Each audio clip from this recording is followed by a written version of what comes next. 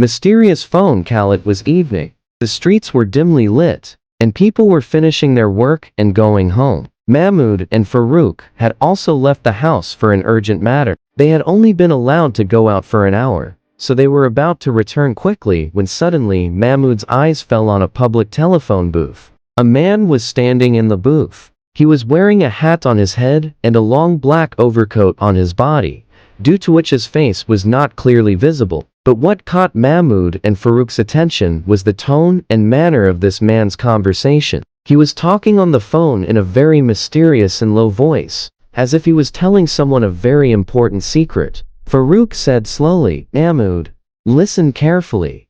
This man is saying some strange things." Mahmood also listened. Fortunately, the man had not closed the glass of the phone booth. Otherwise, it would have been impossible for him to hear. The next moment, he heard the words that sent a thrill through his body.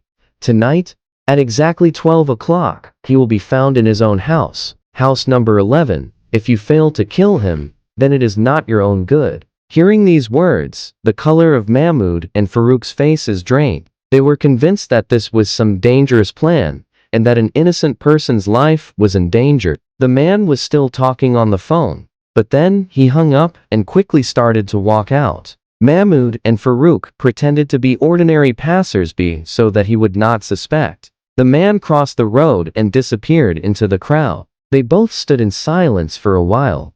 Then Mahmood took a deep breath and said, "Shani Road, house number 11. We have to go there." Farooq said nervously, "Have you gone mad?